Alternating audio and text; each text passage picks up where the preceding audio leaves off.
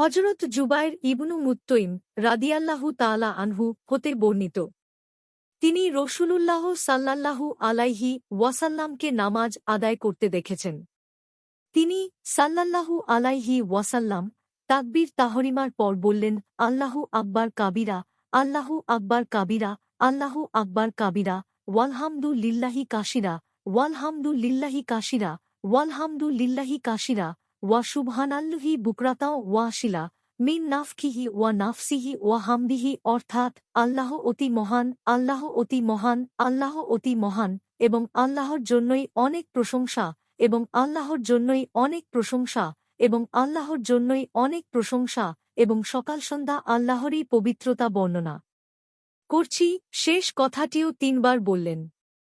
আউযু বিল্লাহি মিনাশ শায়তানির রজিম মিন নাফখিহি ওয়া নাফসিহি ওয়া হামমিহি, আপনি বিতাড়িত শয়তান হতে, অর্থাৎ তার অহমিকা, তার জাদু ও তার ওয়াসওয়াসা হতে আল্লাহর নিকট মুক্তি চাচ্ছি।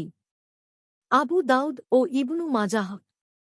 কিন্তু ইমাম ইবনু মাজাহ ওয়ালহামদু লিল্লাহি কাসীরা উল্লেখ করেননি, আর শেষদিকে শুধু মিনাশ শায়তানির রজিম বর্ণনা করেছেন।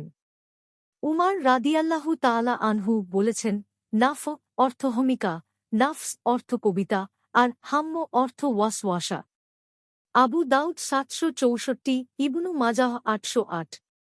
আর হাদিসের পরবর্তী অংশ আমর ইবনে মুররাহ রাদিয়াল্লাহু তাআলা আনহু থেকে সহিহ ইবনু হিব্বানে ১৭৭৭, মিশকাতুল মাসাবিহ ৮১৭। হাদিসের মানক প্রথম অংশ জয়ীফ আর পরবর্তী অংশ সহিহ লিগাইরিহি।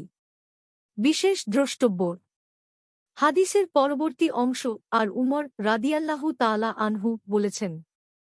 একথা স্পষ্টতই উমর ইবনুল খাত্তাব রাদিয়াল্লাহু তাআলা আনহু কে নির্দেশ করে। কিন্তু কিছু প্রান্তিক নোটে, আমাদের শ্রবণে এবং আল-মিশকাতের বর্তমান সমস্ত কপিতে এটি এভাবেই দেখা যায় যে উমর আইনের উপর দাম্মা সহ, এবং আমি মনে করি এটি একটি ভুল, হয় লেখকের কাছ থেকে অথবা কপিরাইটদের কাছ থেকে, এবং সঠিকটি হল আমর ওয়াও সহ, এবং এর অর্থ হল আমর ইবনে মুররাহ, যিনি এই হাদিসের একজন বর্ণনাকারী। আর হাদিসের পরবর্তী অংশ মাশাবিহু সুন্নাহ তে নেই। লামাত আল তানকিহ ফি শরহ মিশকাত আল মাশাবিহ, পৃষ্ঠা ৫৭৬।